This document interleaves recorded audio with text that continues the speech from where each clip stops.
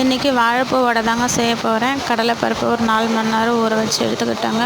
ஒரு மிக்ஸி ஜாரில் போட்டு கொஞ்சமாக சோம்பு, தேவைக்கேற்ப உப்பு போட்டு நல்லா கொரன்னு அரைச்சிக்கோங்க. தண்ணி எதுவும் சேர்க்காமல் கொரன்னு அரைச்சி எடுத்துக்கலாம். பொடி பொடியாக கட் பண்ணி வச்ச வாழைப்பூவை போட்டு சின்னதாக கட் பண்ண வெங்காயம், 2 பச்சை மிளகாய் போட்டு நல்லா கிளறி விட்டுக்கோங்க. கிளறிட்டு ஒரு கடாயை அடுப்பில் வச்சு எண்ணெய் ஊற்றி காஞ்சதும் நம்ம கிளறி வச்சுருக்க மாவை சின்ன சின்னதாக தட்டி போட்டு நல்லா சிம்மில் வச்சு வறுத்து எடுத்துக்கலாங்க. எடுத்துக்கிட்டால் நம்மளுக்கு வடை ரெடி ஆகிடும். வாழைப்பூ வடை ரொம்ப நல்லதுங்க. வாழைப்பூ உடம்புக்கு அவ்வளோ சத்தான ஒரு பொருள், துவர்ப்புத்தன்மை கொண்டது. வாழைப்பூ சுகர் பேஷண்ட் சாப்பிட்லாம், கர்ப்பப்பை பிரச்சனை இருக்கவங்க சாப்பிட்லாம். கர்ப்பப்பைக்கு அவ்வளோ நல்லதுங்க.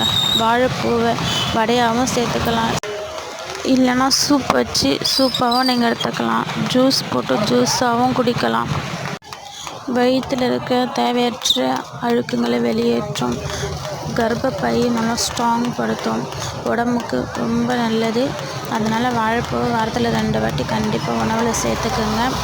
இது க்ளீன் பண்ணுறது ரொம்ப ஈஸி தான். 2 இதழ்கள் இருக்கும். 2 இதழ்களும் நீங்கள் எடுத்துகிட்டு நரம்பு ஒன்று இருக்குங்க, அந்த நரம்பு எடுத்துட்டிங்கன்னா உங்களுக்கு க்ளீன் பண்ணுறதுக்கு ரொம்ப ஈஸியாக இருக்கும். எங்கள் வீட்டு குட்டீஸ் கூட க்ளீன் பண்ணுவாருங்க. அவருக்கு நான் க்ளீன் பண்ணுறத பார்த்து ஆர்வம் வந்து அவரும் ஒரு பூவை எடுத்து க்ளீன் பண்ணாருங்க.